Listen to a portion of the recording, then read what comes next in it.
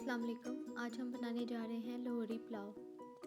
इसके लिए हमें चाहिए मोटी इलायची 4 अदद, दालचीनी 3 अदद, ज़ीरा 1 टेबलस्पून, लौंग 8 से 10, काली मिर्च साबुत 2 टेबलस्पून, अदरक 2 से 3 इंच, लहसुन के जवे 8 से 10 अदद, हरी मिर्च 2 अदद। इन तमाम मसालों को ब्लेंडर में डालकर अच्छे से पीस लें।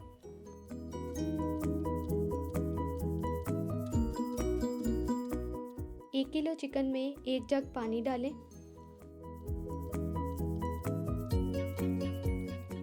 साथ ही हमने जो मसाला पीसा था वो डालें।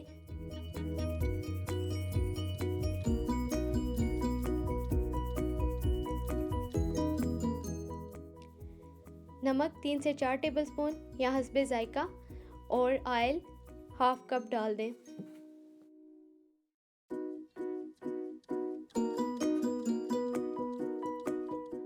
और मीडियम फ्लेम पर पकने के लिए रख दें जब तक कि गोश्त 80% तक गल जाए।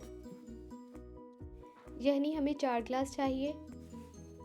अगर चिकन 80% गलने तक यहनी 4 ग्लास रहे तो ठीक है।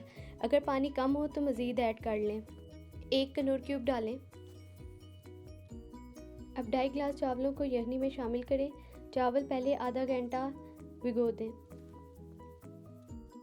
चावल और यहनी में 1.5 की रेशो है। अगर चावल 2.5 ग्लास हैं तो यहनी 4 ग्लास होनी चाहिए। पुलाव को मीडियम आंच पर पकाएं।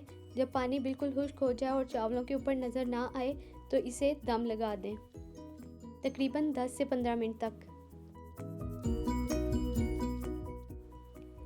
Half tea spoon food colour को पानी में मिक्स करके चावल के ऊपर डाल दें। ये चेक करने के लिए कि दम हो गया है और पुलाव तैयार है, एक साफ चम्मच को चावलों के ऊपर टैप करें। अगर कोई चावल साथ ना लगे तो इसका मतलब है पुलाव तैयार है सर्व करने के लिए। अगर नहीं तो मज़ीद कुछ देर दम के लिए लगा दें। ये पुलाव बहुत ही मज़ेदार बनता है।